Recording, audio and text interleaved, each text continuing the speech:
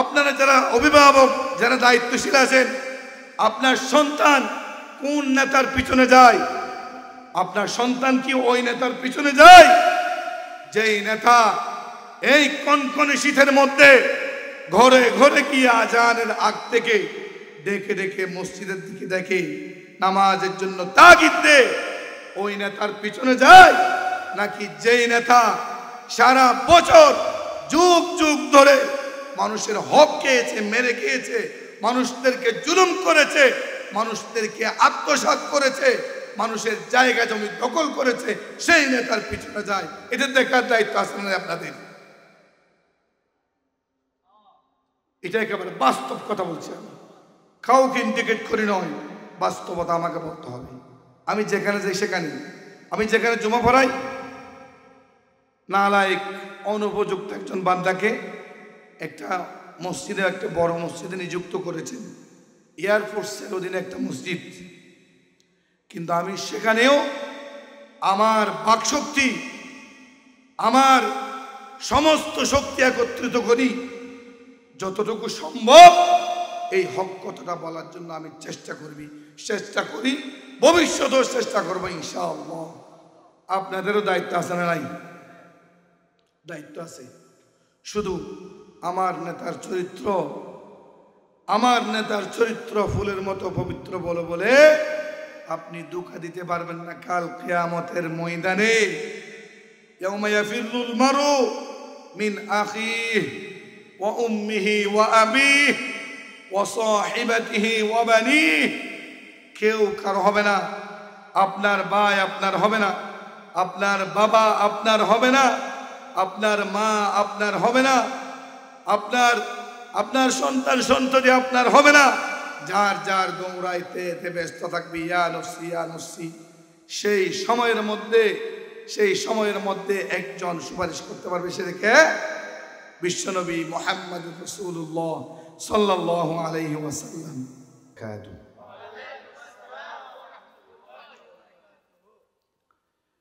نحمده ونستعينه ونستغفره ونؤمن به ونتوكل عليه ونعوذ بالله من شرور أنفسنا ومن سيئات أعمالنا من يهده الله فلا مضل له ومن يضلل فلا هادي له ونشهد أن لا إله إلا الله وحده لا شريك له ونشهد أن سيدنا وحبيبنا ومولانا محمدًا عبده ورسوله الذي أرسله بالحق بشيرا ونذيرا وداعيا إلى الله بإذنه وسراجا منيرا. فقد قال الله تعالى في كلامه المجيد وفرقانه الحميد: أعوذ بالله من الشيطان الرجيم.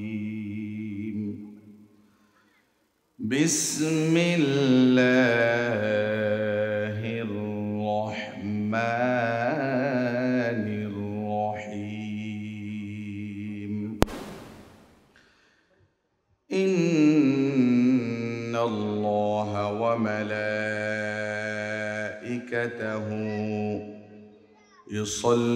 يصلون على النبي يا أيها الذين آمنوا صلوا عليه وسلموا تسليما. صلى الله على سيدنا محمد وآله وأصحابه وسلم.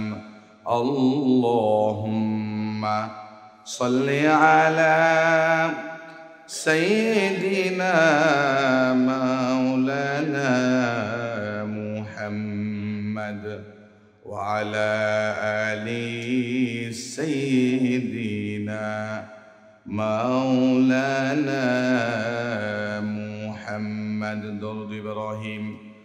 اللهم صل على محمد وعلى آل محمد كما صليت على إبراهيم وعلى آل إبراهيم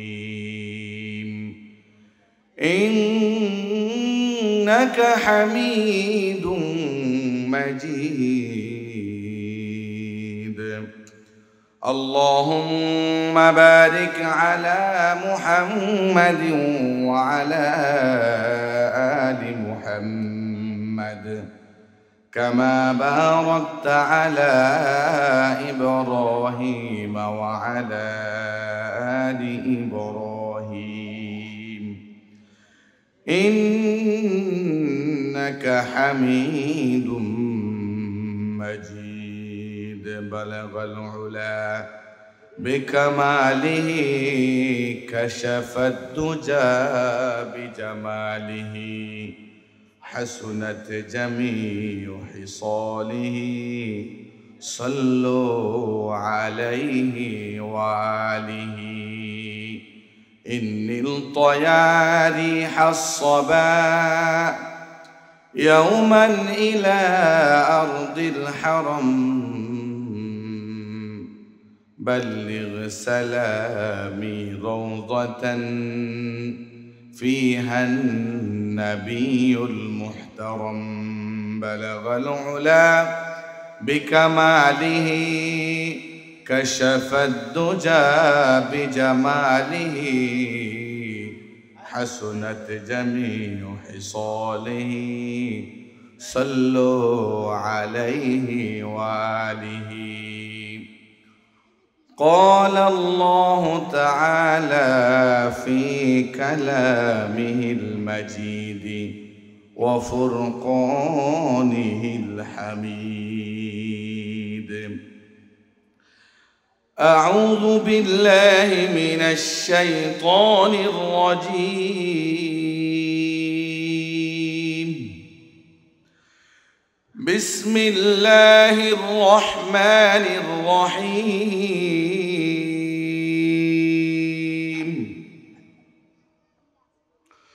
وإنك لعلى خلق عظيم.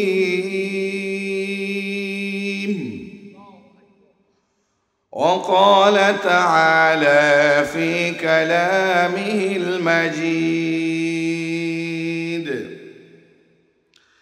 لقد كان لكم في رسول الله أسوة حسنة. صدق الله العظيم. قال النبي صلى الله عليه وسلم بعثت لأتمم مكارم الأخلاق. وقال النبي صلى الله عليه وسلم والله لأستغفر الله وأتوب في اليوم أكثر من 70 مرة أو كما قال النبي عليه الصلاة والسلام. পূর্ব চম্বল সৈয়দপাড়া ইসলামী যুব সমাজ কল্যাণ পরিষদের উদ্যোগে আজকের এই বিশাল তাফসীরুল কোরআন মাহফিলে সম্মানিত সভাপতি, প্রধান অতিথি, বিশেষ অতিথি, প্রধান আলোচক, বিশেষ আলোচক এবং মঞ্চে উপবিষ্ট আমার ওস্তাদ সমতুল্য উলামায়ে কেরাম, বিশেষ করে আমার বন্ধুবর মাওলানা অত্র এলাকার কৃতি সন্তান হাফেজ মাওলানা নাজিমুদ্দিন ভাই, আমার সামনে প্যান্ডেলে উপস্থিত সর্বস্তরের তাওহীদি জনতা, মাইকের আওয়াজ যতটুকু যাচ্ছে, পর্দার আড়ালে অবস্থানরত পর্দানসীন দিনদার, ইমানদার, পরহেজগার মা এবং বোনেরা, আসসালামু আলাইকুম ওয়া রাহমাতুল্লাহি ওয়া বারাকাতুহু। শুরুতেই মহান রব্বুল আলামিনের দরবারে মন প্রাণ উজাড় করে দিয়ে একনিষ্ঠতার সহিত, খুলুসিয়তের সহিত আল্লাহ পাক রব্বুল আলামিনের দরবারে তার শিখানো ভাষায় শুকরিয়া আদায় করি। এজন্য যে মহান মুনিব আমাদেরকে এখনো পর্যন্ত সুস্থ রেখেছেন, ভালো রেখেছেন এবং তার অসংখ্য অগণিত নিয়ামত দিয়ে আমাদেরকে পরিবেষ্টন করে রেখেছেন, সদা সর্বদা যার নিয়ামত আমরা ভক্ষণ করতেছি, সেই মহান মুনিবের কাছে আমরা উচ্চ স্বরে কালিমাতুশ শুকর আদায় করে আলহামদুলিল্লাহ। সাথে সাথে দরুদ ও সালাম পেশ করি যিনি মানব জাতির একমাত্র আদর্শ নেতা, যার মধ্যে সর্বশ্রেষ্ঠ চরিত্র আদর্শ নিহিত রয়েছে, পৃথিবীর আইডল, আকায়ে নামদার, তাজদার মদিনা, রহমাতুল লিল আলামিন, যাকে সারা পৃথিবীর জন্য আল্লাহ পাক রব্বুল আলামিন রহমত হিসেবে প্রেরণ করেছেন। তিনি হচ্ছেন মুহাম্মাদুর রাসূলুল্লাহ সাল্লাল্লাহু আলাইহি ওয়াসাল্লাম। সুবহানাল্লাহ বলেন, আলহামদুলিল্লাহ বলেন। সম্মানিত উলামায়ে কেরাম এবং উপস্থিত সম্মানিত তাওহীদ জনতা, আল্লাহ পাক রব্বুল আলামিনের কাছে বেশি বেশি শুকরিয়া করা কি জন্য প্রয়োজন জানেন?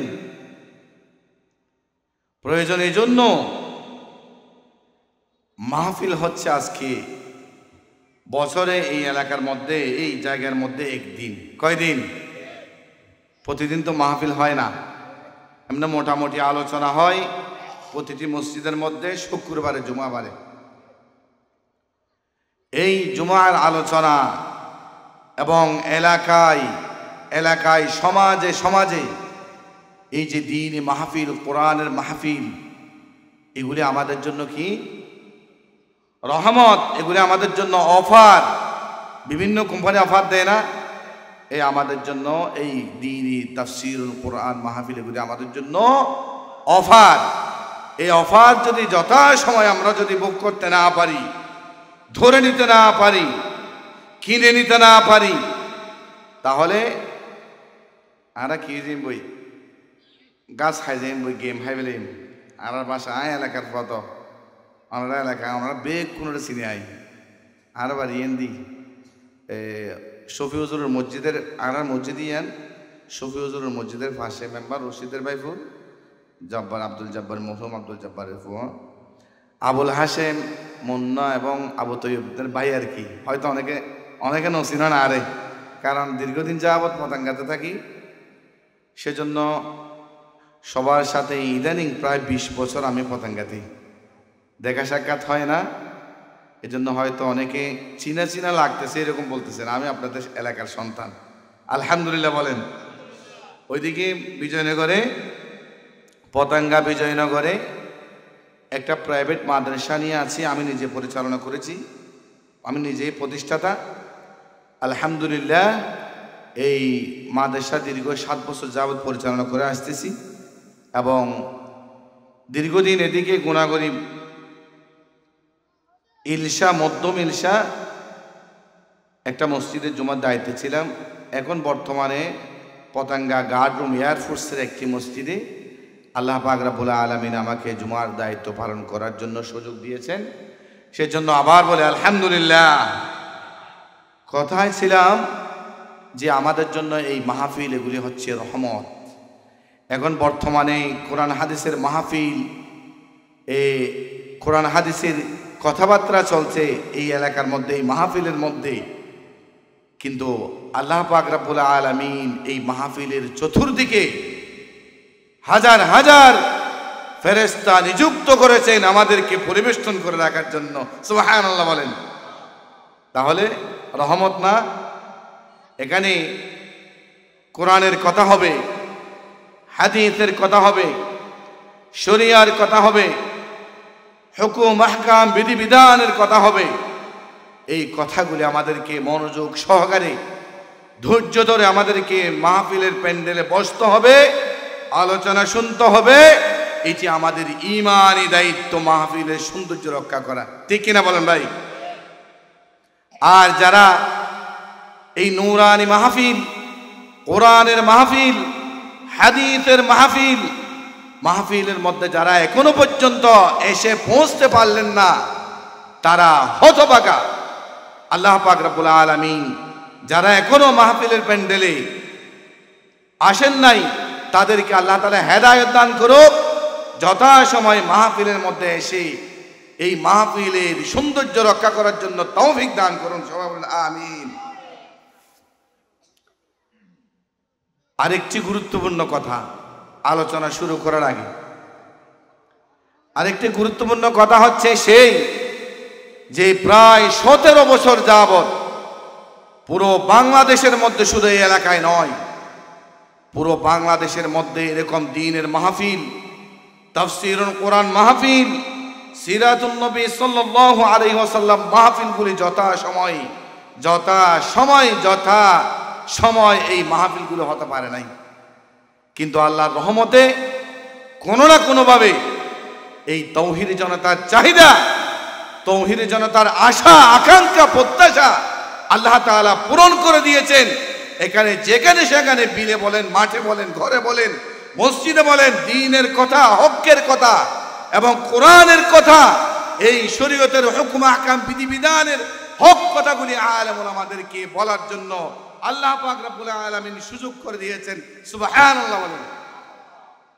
সেজন্য যেই নিয়ামত আল্লাহ তাআলা দান করেছেন, সেই নিয়ামত আমাদেরকে যথাযথ ধারণ করতে হবে আমাদেরকে, ইনশাআল্লাহ বলেন। আল্লাহ তাআলা আমাদেরকে বাছাই করে মাহফিলের মধ্যে এনেছেন। সকলের নসিবে হয় নাই। যাদের নসিব বলো তাদেরকে মাহফিলে আসার সুযোগ করে দিয়েছেন, আলহামদুলিল্লাহ। আবার বলেন। এখানে আসলে আমি এত বড় ওয়াইজও নয়, বক্ত নয়, আপনাদের এলাকার সন্তান। আমার একটা দায়িত্ব আছে, নাজিম ভাইয়ের যেমন দায়িত্ব আছে, আমার মুহতারামের যেমন দায়িত্ব আছে, আপনাদের যেমন এলাকার মধ্যে একটা তাফসীর মাহফিল করা দায়িত্ব, সেই হিসেবে আমি এলাকার সন্তান হিসেবে আমারও একটু দায়িত্ব আছে আপনাদের সামনে একটু কিছু কথা বলা। সেজন্য এখানে আপনাদের সামনে সাহস করেছি মাইকের সামনে আসার জন্য। আমি কোরআনে কারীমের গুরুত্বপূর্ণ দুটি আয়াতে কারিমে তেলাওয়াত করেছি। এরপরে রাসূল পাক সাল্লাল্লাহু আলাইহি ওয়াসাল্লামের অসংখ্য অগণিত হাদিস থেকে দুটি হাদিসের অংশ পেশ করেছি। এই আয়াতে কারিমা এবং হাদিসকে সামনে রেখে যে অল্প সময় আমি কথা বলার সুযোগ পাব, এই সময় ইনশাআল্লাহ এই আয়াতে কারিমার এবং হাদিসের ভিত্তিতে আপনাদের সামনে কিছুক্ষণ কথা বলবো। ওমা তাওফিকি ইল্লা বিল্লাহ। মাহফিল পরিচালনা পরিষদ আমাকে একটি বিষয় অবগত করেছেন যে রাসূল পাক সাল্লাল্লাহু আলাইহি ওয়াসাল্লামের আদর্শ নিয়ে কথা বলার জন্য। খুব সুন্দর বিষয় না? চমৎকার একটি বিষয় নির্ধারণ করেছেন এনারা।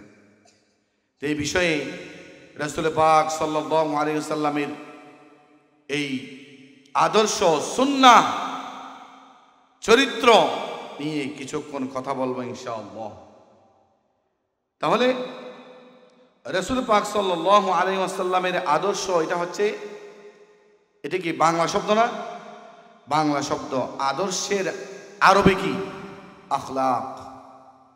আখলাক বহুবচন, এক বচন হচ্ছে খুলুক। বহুবচনে আখলাক। আদর্শের আরবি হচ্ছে আখলাক, আর বাংলা হচ্ছে আদর্শ। আদর্শকে আবার বলা হয় সুন্নাহ। তাহলে এই সুন্নাহ আদর্শ নিয়ে ইনশাআল্লাহ কিছুক্ষণ কথা বলবো। আখলাক এসেছে খুলুক থেকে। তাহলে এই আদর্শ, এই আখলাক তিন ধরনের হতে পারে। কয় ধরনের? একটি হচ্ছে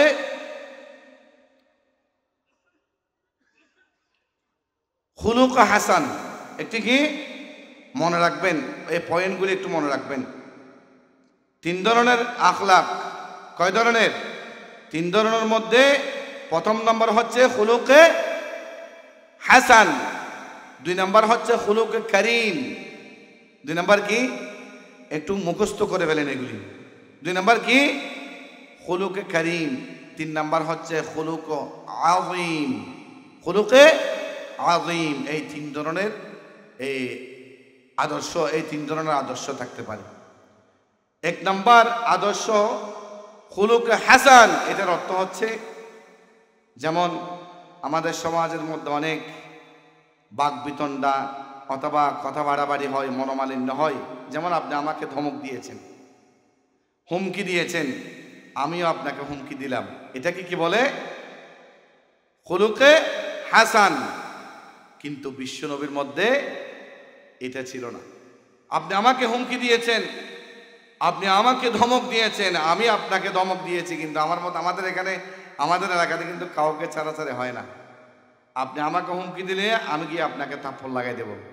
আমাদের আদর্শ হচ্ছে সেরকম, কিন্তু বিশ্বনবীর মধ্যে এটা ছিল না। দুই নম্বর হচ্ছে খুলুকে করিম। এটা এভাবে বলা যায় যে আপনি আমাকে হুমকি দিয়েছেন, আমি আপনাকে হুমকি দিলাম না, আমি ধৈর্য ধারণ করেছি, সহ্য করেছি। এটাকে বলা হয় খুলুকে করিম। তিন নাম্বার হচ্ছে খুলুকে আযীম। খুলুকে আযীম। খুলুকে আযীম অর্থ হচ্ছে আপনি আমাকে থ্রেট দিয়েছেন, হুমকি দিয়েছেন, আপনি আমাকে মামলার ভয় দেখিয়েছেন, আপনি আমাকে থাপ্পড় দিয়েছেন, আপনি আমাকে ঘুষা মেরেছেন, কিন্তু আপনি যতই কিছু করুন না কেন আমি কিন্তু সব কিছু ধৈর্য ধারণ করে ইন্নাল্লাহা মাআস সাবিরিন বলে, যিনি ধৈর্য ধরেন তার সাথে কি আছেন? আল্লাহ পাক রব্বুল আলামিন আছেন। সেটা মনে করে আমি ধৈর্য ধারণ করেছি। শুধু ধৈর্য ধারণ নয়, ধৈর্য ধারণ করার পরে যে আমাকে হুমকি দিয়েছে তাকে আমি বুকে টেনে নিয়ে আমি তার সাথে আগের মতো, আগের চাইতে আরো মায়া, মমতা, ভালোবাসা, মন প্রাণ উজাড় করে দিয়ে বিশ্বনবী যে আদর্শ আমরা উম্মত হিসেবে আমাদেরকে শিক্ষা দিয়েছে, সেই শিক্ষা নিজের বুকের মধ্যে ধারণ করে আমি মানুষকে শিখিয়ে দিয়েছি এবং ধৈর্য ধারণ করেছি, প্রতিবাদ করে নেই, তাকে টেনে নিয়েছি। এটার নাম হচ্ছে খুলুক আযীম। সুবহানাল্লাহ বলেন। এটার নাম খুলুক আযীম। কেমন জানেন? রাসূল পাক সাল্লাল্লাহু আলাইহি ওয়াসাল্লাম তায়েফের ময়দানে কাফেরদের যুবকেরা, ইহুদি খ্রিস্টানদের যুবকেরা তায়েফের ময়দানে বিশ্বনবী সাল্লাল্লাহু আলাইহি ওয়াসাল্লামকে দুনো দিক থেকে, চতুর্দিক থেকে বিশ্বনবীকে লক্ষ্য করে পাথর মেরেছে।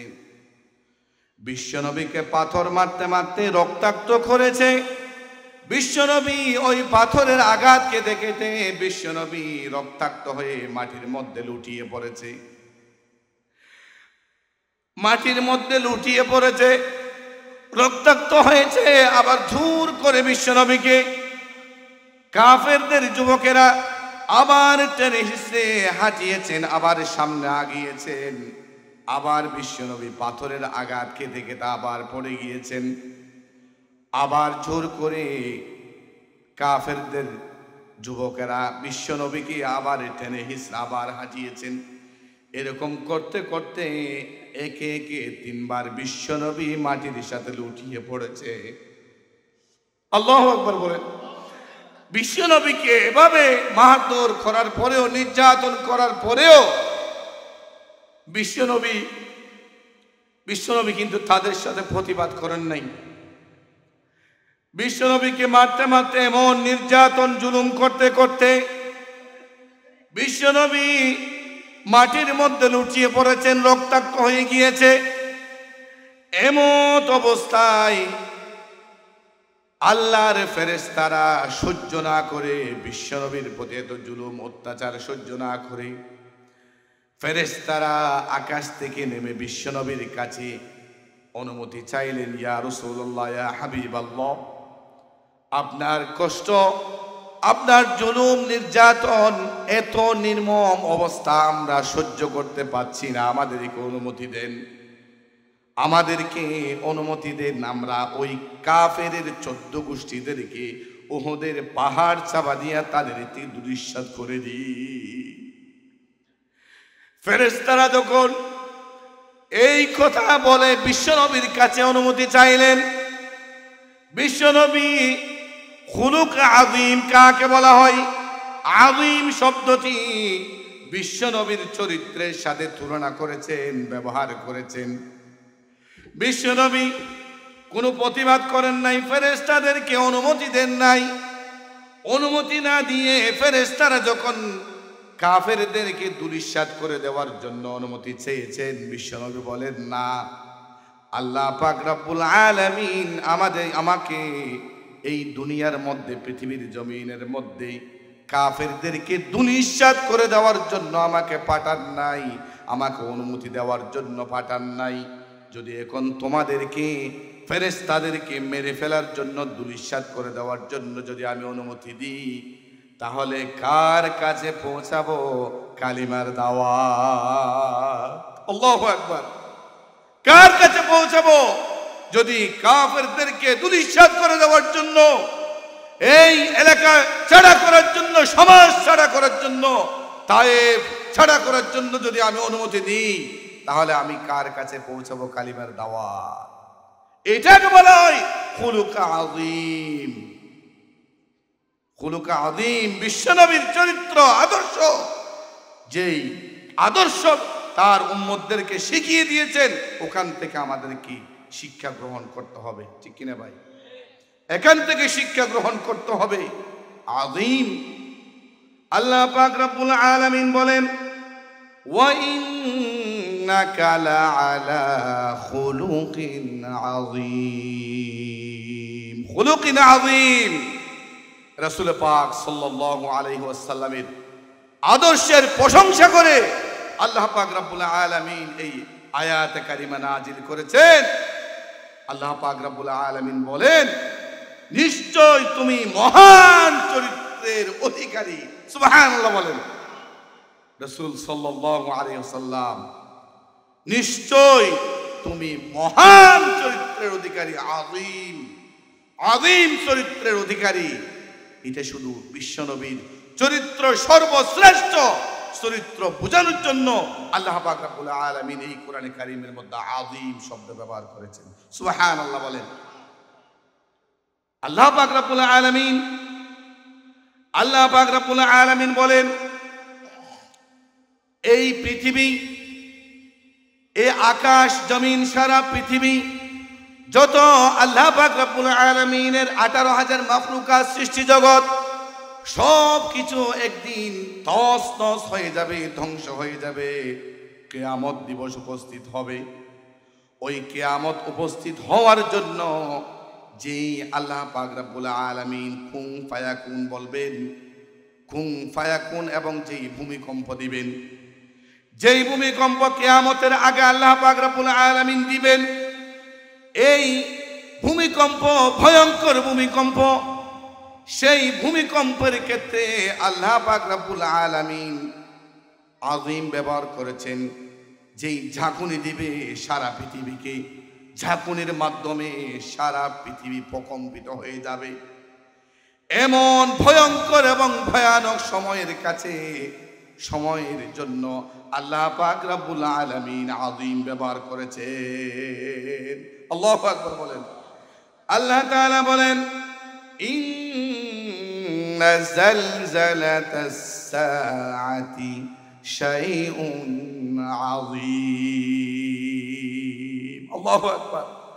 যেই কিয়ামত দিবস উপস্থিত হওয়ার জন্য আল্লাহ পাক রব্বুল আলামিন ভয়ঙ্কর ভয়ানক মহা ভূমিকম্প দিবেন, যেই ভূমিকম্প এই সারা পৃথিবীর মানুষ কোনোদিন দেখতে পারে না, শুধুমাত্র সেদিন দেখবে।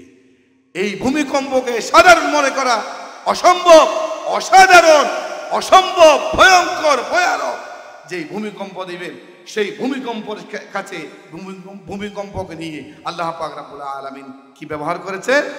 আযীম, ভয়ঙ্কর, মহান বুঝিয়ে বোঝাবার জন্য। ইন্না যালজালাতাস সাআতি শাইউন আযীম।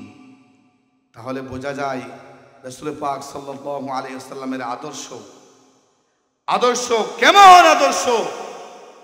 রাসূল সাল্লাল্লাহু আলাইহি ওয়াসাল্লামের আদর্শ আল্লাহ পাক রব্বুল আলামিন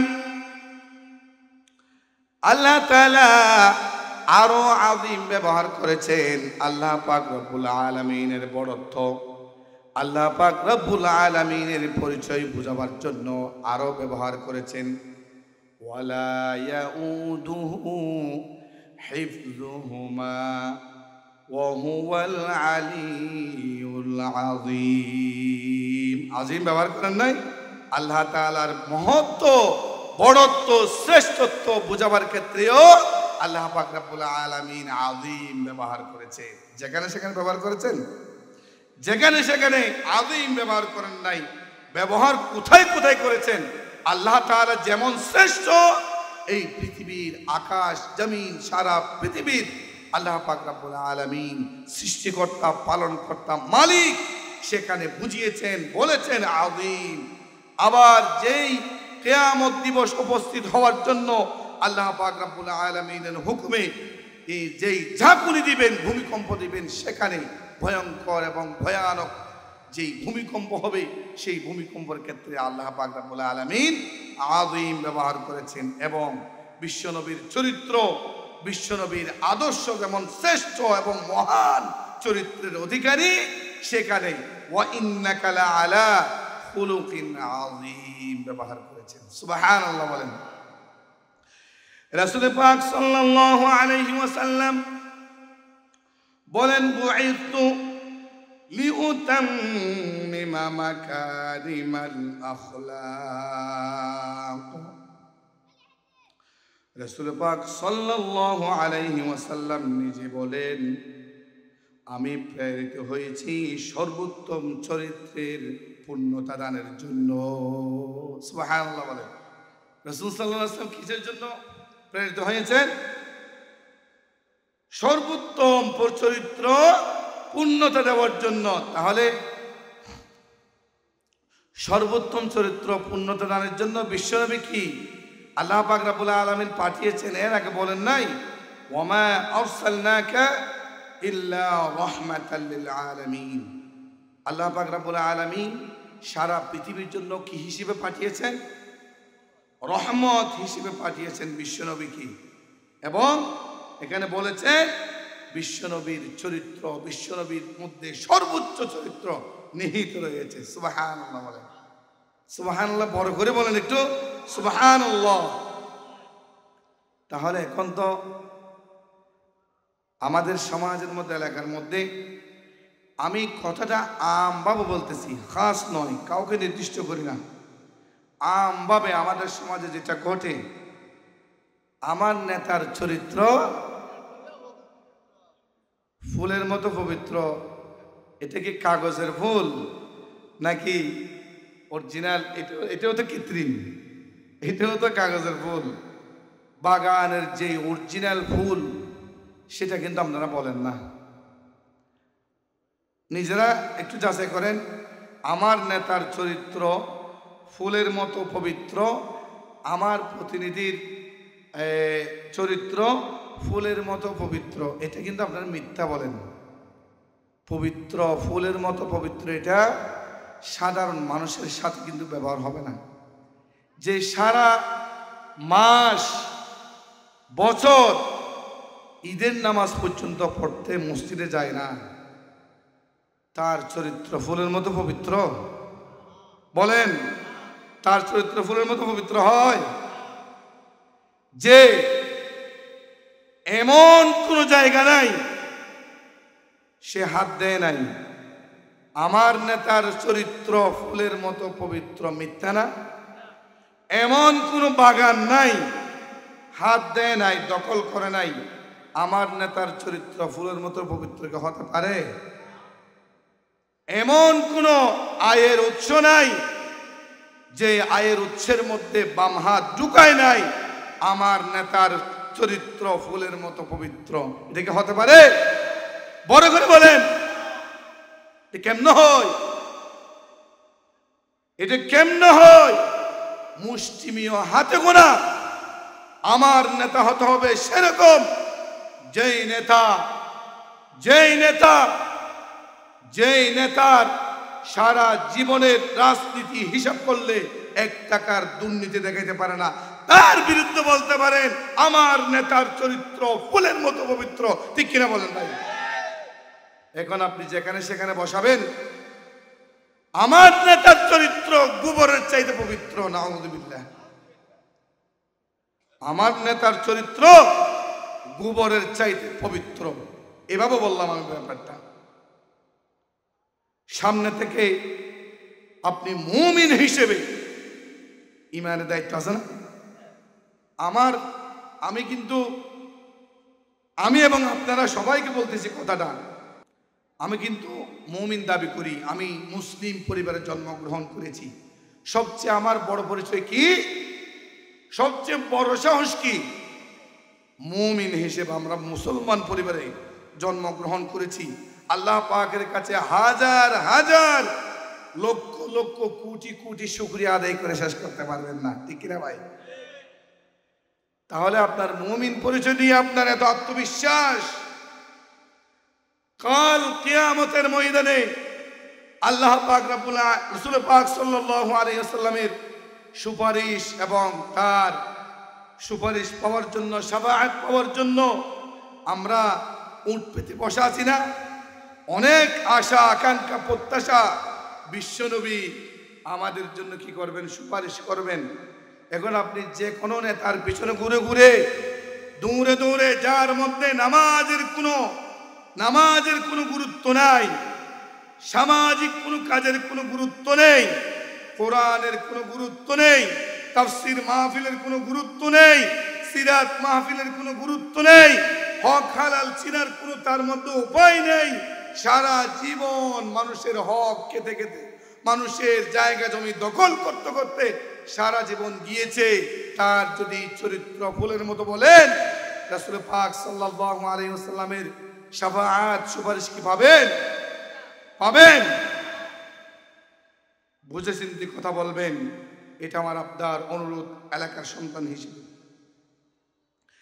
এলাকার সন্তান হিসেবে মাইন্ডসেট করেন, আমি আমার নেতার পিছনে যাই। আমি নির্দিষ্ট করে কাউকে বলছি না, বাস্তবতা। বিশ্বনবীর উম্মত, মুসলিম পরিবারে জন্মগ্রহণ করেছি।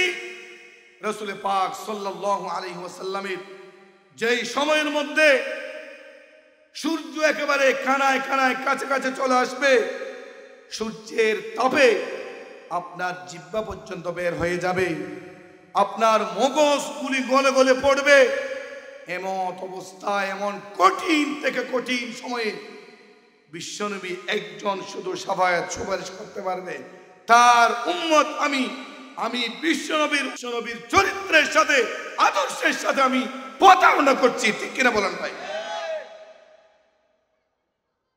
বিশ্বনবীর শাফাআত পাওয়ার জন্য, বিশ্বনবীর সুপারিশ পাওয়ার জন্য একেবারে বুক ভরে সাহস নিয়ে আমি বসে আছি, কিন্তু এদিকে বিশ্বনবীর আদর্শের সাথে আমি বেঈমানি করি, বিশ্বনবীর আদর্শের সাথে বেঈমানি করি, আমার নেতার চরিত্র ফুলের মতো পবিত্র।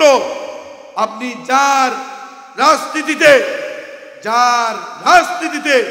সারা জীবনের রাজনীতিতে 1 টাকার দুর্নীতি দেখাইতে পারে না, তার বিরুদ্ধে কথা বলেছেন এবং বিশ্বনবীর সুপারিশ পাওয়ার জন্য আপনি উট পেতে বসা আছেন, এটা কি হতে পারে? ঈমানি দায়িত্ব। আমি মুসলিম পরিবারে জন্মগ্রহণ করেছি, তার মানে আমি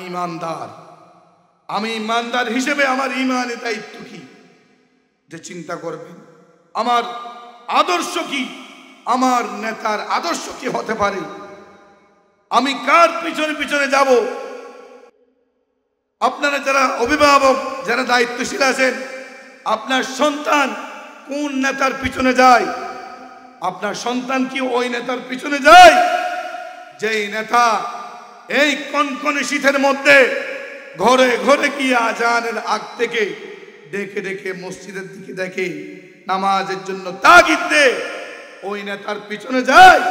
নাকি যেই নেতা সারা বছর যুগ ধরে মানুষের হক খেয়েছে, মেরে খেয়েছে, মানুষদেরকে জুলুম করেছে, মানুষদেরকে আত্মসাৎ করেছে, মানুষের জায়গা জমি দখল করেছে, সেই নেতার পিছনে যায়? এটা দেখার দায়িত্ব আছে না আপনাদের?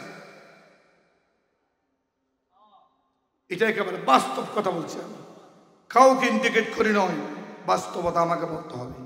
আমি যেখানে যাই সেখানে, আমি যেখানে জমা পড়াই, নালায়েক অনুপযুক্ত একজন বান্দাকে একটা মসজিদে, একটা বড় মসজিদে নিযুক্ত করেছেন, এয়ারফোর্সের অধীনে একটা মসজিদ।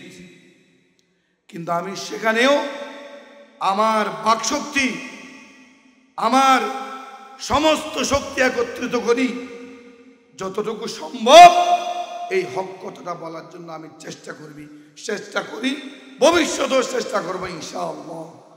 আপনাদেরও দায়িত্ব আছে না নাই? দায়িত্ব আছে। শুধু আমার নেতার চরিত্র ফুলের মতো পবিত্র বলে আপনি ধোঁকা দিতে পারবেন না। কাল কিয়ামতের ময়দানে ইয়াউমা ইয়াফিরুল মারু মিন আখিহি ওয়া উম্মিহি ওয়া আবিহি ওয়া সাহিবাতিহি ওয়া বানিহি, কেউ কারো হবে না। আপনার ভাই আপনার হবে না, আপনার বাবা আপনার হবে না, আপনার মা আপনার হবে না, আপনার সন্তান আপনার হবে না। যার দৌড়াইতে ব্যস্ত থাকবে ইয়া নফসি। সেই সময়ের মধ্যে একজন সুপারিশ করতে পারবে, সে দেখে বিশ্বনবী মুহাম্মদুর রাসূলুল্লাহ সাল্লাল্লাহু আলাইহি ওয়াসাল্লাম। আল্লাহ পাক রব্বুল আলামিন কোরআনে কারীমের মধ্যে বলেন, লাকাদ কানা লাকুম ফি রাসূলিল্লাহি উসওয়াতুন হাসানাহ।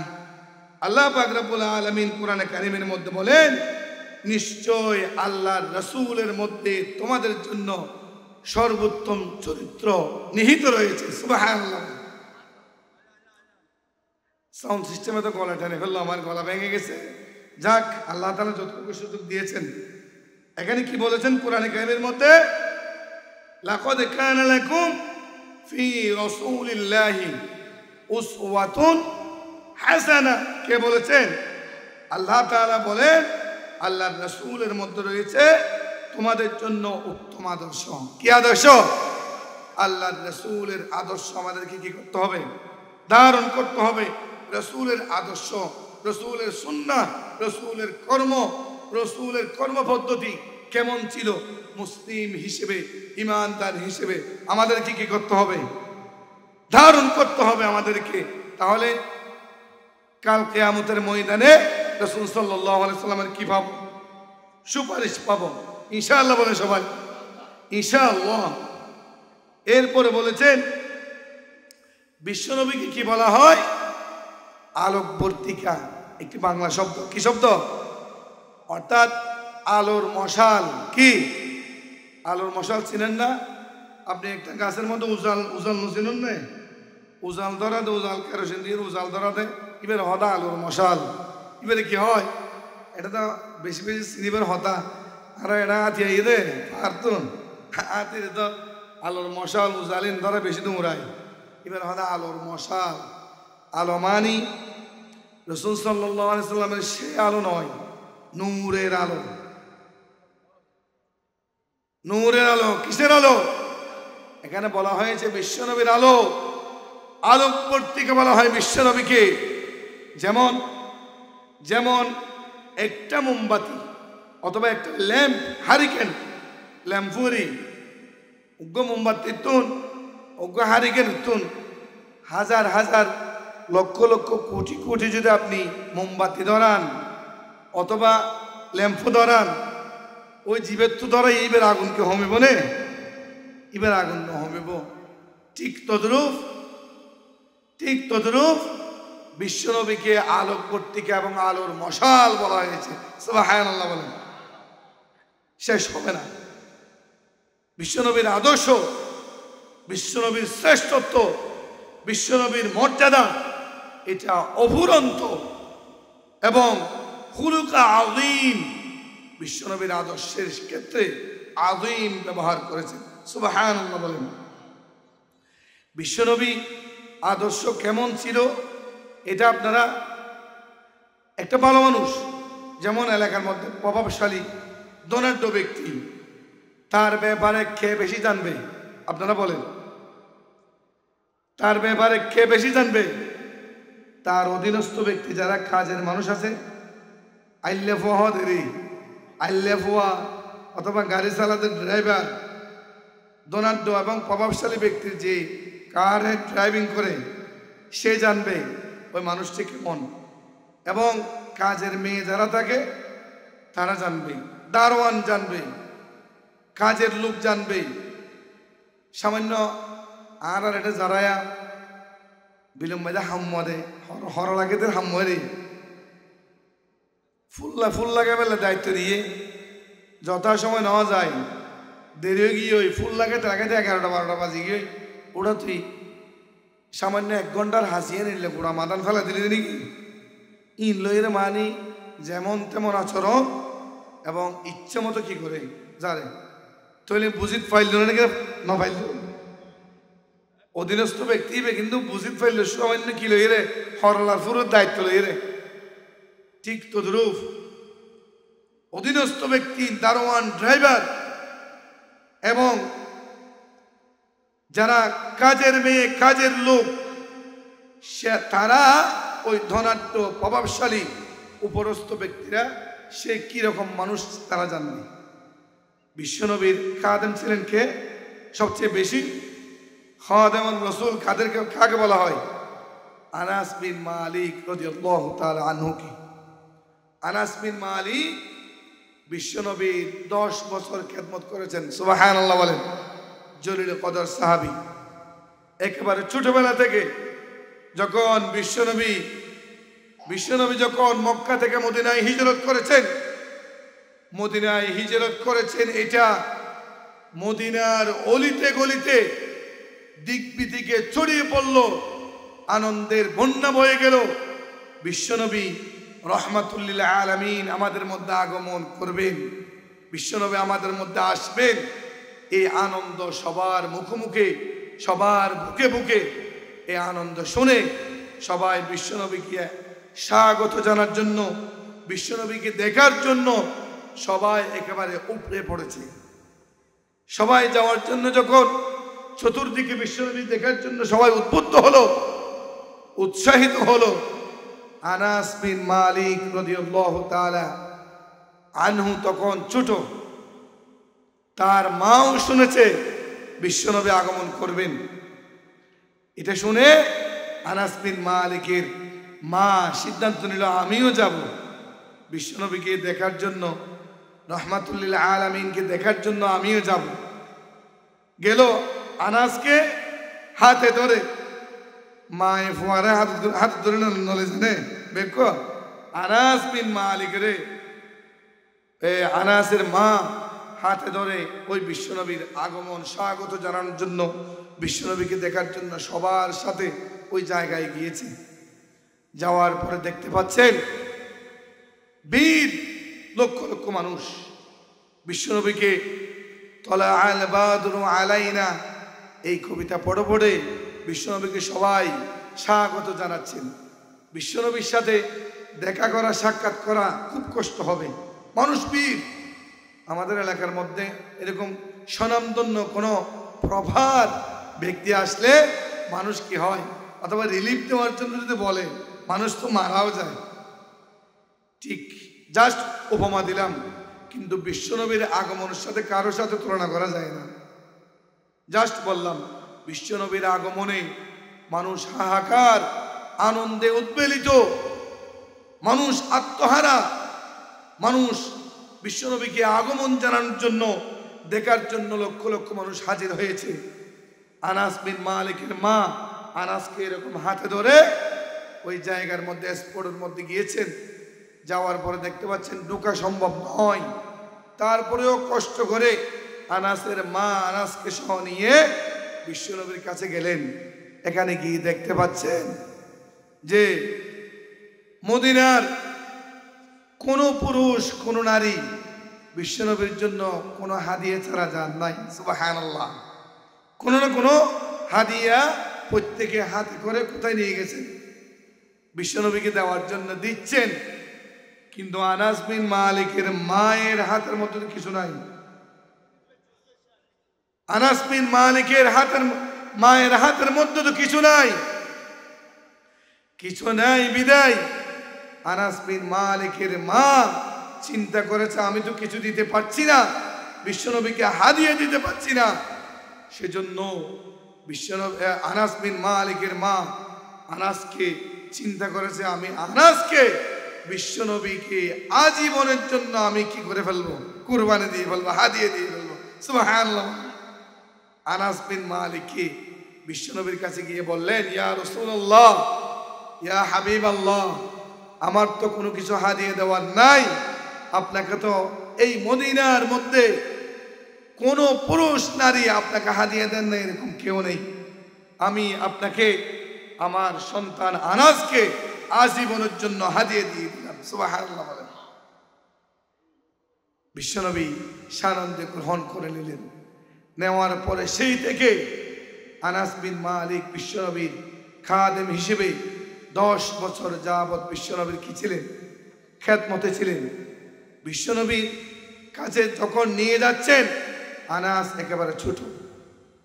ধরেন আনাসের মা বলেছিলেন, আমার সন্তান আনাস বেশি কিছু করতে না পারলেও আপনার মিসওয়াকটা একটু আগায় দিবে, আপনার জাইতুন তেলের বোতলটা একটু আগায় দিবে, আতরের শিশিরটা একটু আগায় দিবে, অন্যান্য আপনার চুপ্পাটা একটু আগায় দিবে, অথবা অন্যান্য আপনার ওজোর পানিটা একটু আগায় দিবে। সেটা বলে বিশ্বনবীকে হাদিয়া দিয়েছিলেন আনাসকে। আনাসের এই বয়স থেকে শুরু করে 10 বছর যাবৎ বিশ্বনবীর খেদমত করেছেন। আনাস বিন মালিক বিশ্বনবীর খাদেম, যাকে খাদেমুর রাসূল বলা হয়। এই আনাস বিন মালিক বলেছেন হাদিসের মধ্যে, বিশ্বনবী আমার সাথে এই 10 বছর বয়সের মধ্যে 10 বছর যাবৎ আমার সাথে কোনোদিন বড় গলায় আমাকে কোনোদিন বকা পর্যন্ত দেয় নাই, আমার গায়ে কোনোদিন হাত তুলে নাই, আমার সাথে চোখ রাঙিয়ে বিশ্বনবী কথা বলেন নাই। সুবহানাল্লাহ। তাহলে দেখেন, ছোট্ট আনাস বিশ্বনবীর কাছে ছিলেন 10 বছর। এই 10 বছর যাবৎ বিশ্বনবী আনাসের সাথে কেমন ব্যবহার করেছেন, কেমন ব্যবহার করেছেন। আমার এলাকায়, আমার সমাজে, এই এলাকার মধ্যে ধনাঢ্য এবং প্রভাবশালী ব্যক্তি কয়জন পাবেন? তাদের কাজের লোক, কাজের মেয়ে এবং তাদের অধীনস্থ যারা আছে তাদেরকে ঝাঁজ মেরে কথা বলেন, এরকম কয়জন পাবেন? একটু ব্যতিক্রম হলে চোখ রাঙিয়ে ফেলবে। আরো বলে কি, চোখ না রাঙিয়ে কথা বললে হবে না, চোখ রাঙিয়ে কথা বলতে হবে, এমন হয় না। কিন্তু না,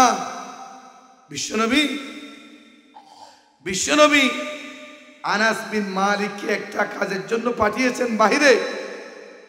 ওই কাজের জন্য গিয়ে, ছোট ছেলে তো আমাদের দেশে কুতকুত খেলা আছে না, ওই মদিনার অলিগলিতে মধ্যে কুতকুত খেলা খেলতো। কুতকুত খেলার মধ্যে নিমজ্জিত হয়ে খেলা দেখতে দেখতে সময় অনেক চলে গেল।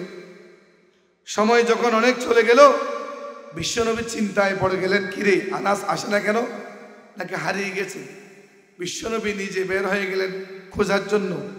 গিয়ে দেখলেন যেখানে কোনো একটা গলির মধ্যে আনাস ওই কুতকুত খেলা দেখতে দেখতে নিমজ্জিত হয়ে গেল। আসতে দেরি হয়ে গেল, কিন্তু সরাসরি গিয়ে বিশ্বনবী আনাসকে ধমক দেন নাই, চুকু চুকে তাকান নাই। হঠাৎ করে বিশ্বনবীও আনাসের এক পাশে গিয়ে বিশ্বনবীও খেলার মধ্যে খেলা দেখছেন। হঠাৎ আনাস রাদিয়াল্লাহু তাআলা আনহুর চোখের মধ্যে বিশ্বনবীর চোখে পড়ে গেল। যখন চোখে চোখে পড়ছে, বিশ্বনবী মুস্কি হাসি দিয়েছেন। কি হাসি দিয়েছেন? মুস্কি হাসি দিয়েছেন। বিশ্বনবীকে দেখার সাথে সাথে আনাস রাদিয়াল্লাহু তাআলা আনহু অনেক ভয় লেগেছে। কিন্তু বিশ্বনবী কি ঝাড়ি মেরেছেন? বিশ্বনবী কি দৌড়াই তাড়িয়ে দিয়েছেন? বিশ্বনবী মুস্কি হাসি দিয়েছেন। আনাস রাদিয়াল্লাহু তাআলা আনহু বলেন, সেই দিনের বিশ্বনবীর মুস্কি হাসির কারণে, মুস্কি হাসির শাসনে আমার মৃত্যু পর্যন্ত আর কোনোদিন বাঁকা পথে হাঁটার আমার সাহস হয় নাই। সুবহানাল্লাহ। শুধু শাসন বেদ নয়, শুধু শাসন ঝাড়ি মারা নয়, শুধু শাসন বকা নয়, আদর্শের মাধ্যমে, মুস্কি হাসির মাধ্যমে মানুষদেরকে শিক্ষা দেওয়া যায়। ঠিক কিনা বলেন ভাই?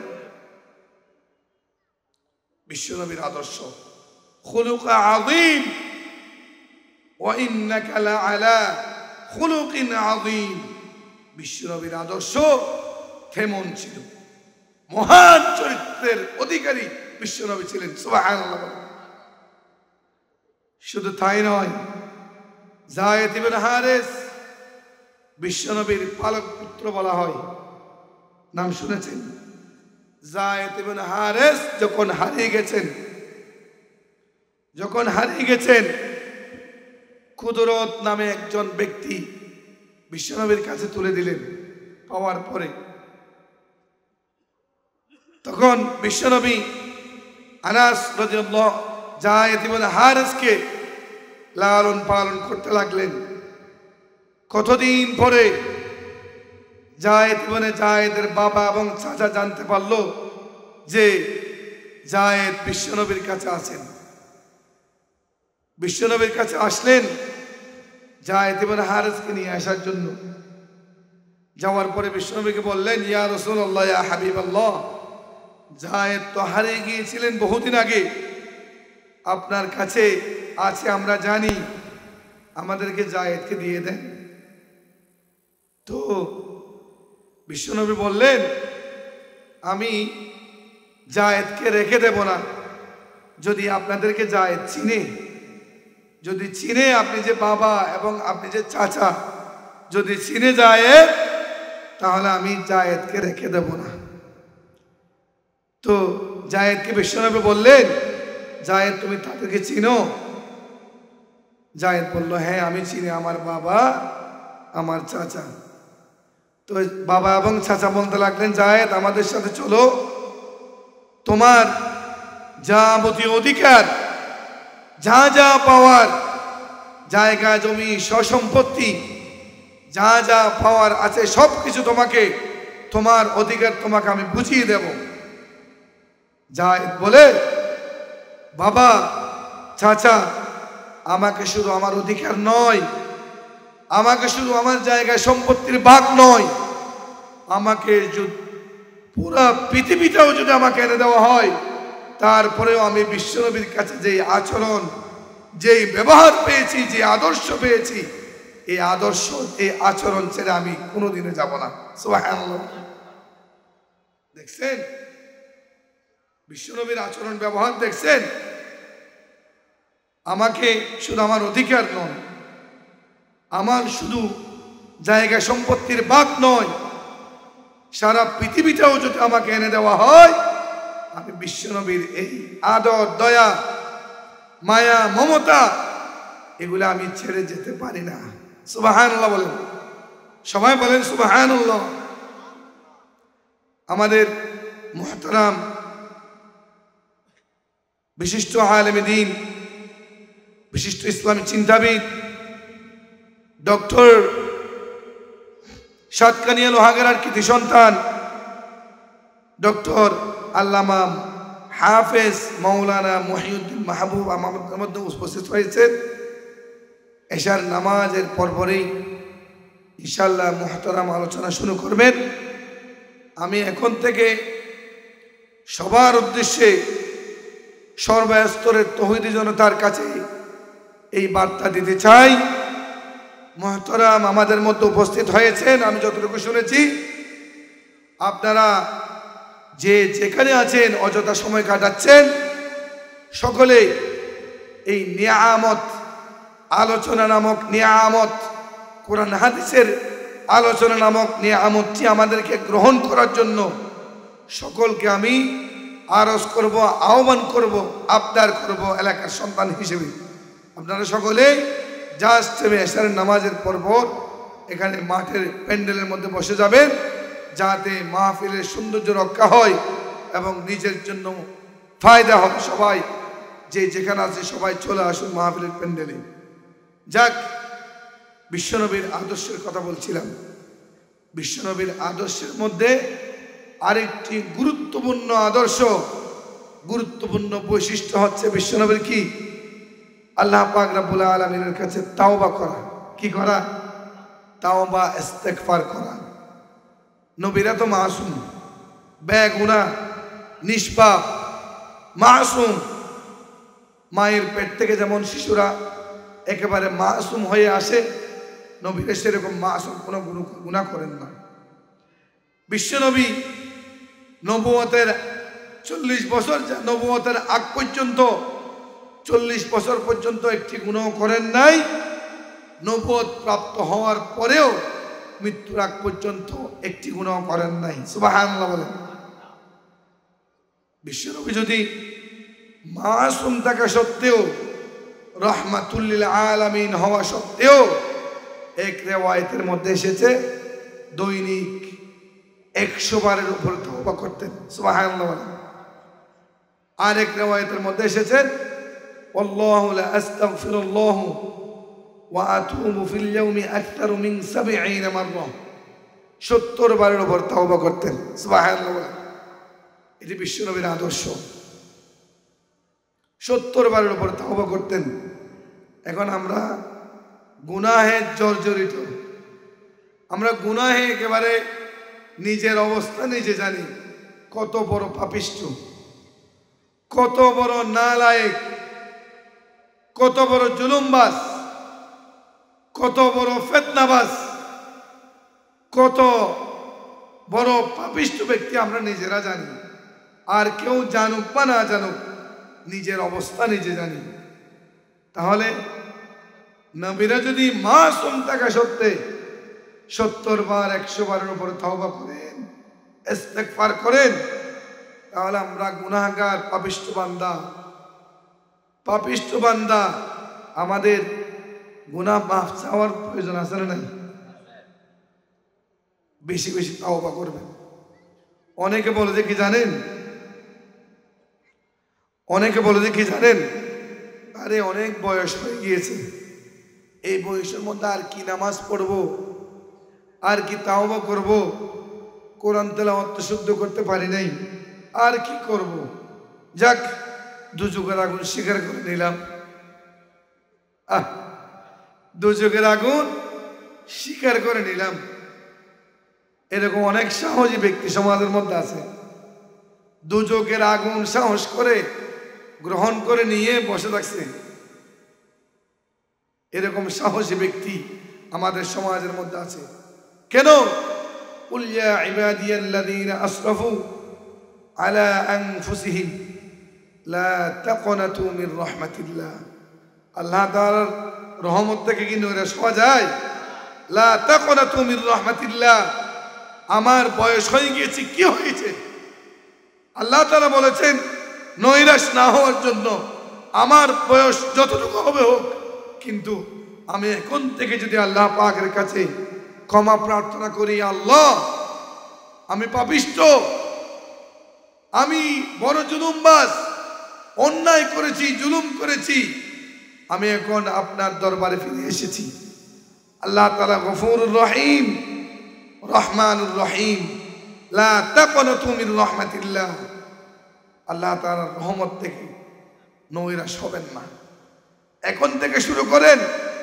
আপনি একেবারে কিছু জানেন না, না জানা সত্ত্বেও আল্লাহ তাআলার কাছে তাওবা করলে, ক্ষমা প্রার্থনা করলে, শত শত হাজার হাজার লক্ষ লক্ষ তাওবা করলে রহমানুর রহিম হিসেবে একটা তাওবা তো কবুল করতে পারেন না? তাহলে একটা তাওবা যদি আল্লাহ তাআলা কবুল করেন, তাহলে আপনি কাম্বানা দিছেন। আজান হচ্ছে। আমার আলোচনা এখানে শেষ করলাম। আসলে আমার মাইক্রোফোনে কিন্তু গলা টেনে ফেলছে, এটা দুঃখের বিষয়। যতটুকু বলেছি এলাকার সন্তান হিসেবে আল্লাহ তাআলা আমাকে আগে পরে আপনাদেরকে আমল করার তৌফিক দান করুন। ওয়া আখিরু দাওয়ানা আলহামদুলিল্লাহি রাব্বিল আলামিন। আসসালামু আলাইকুম ওয়া রাহমাতুল্লাহ।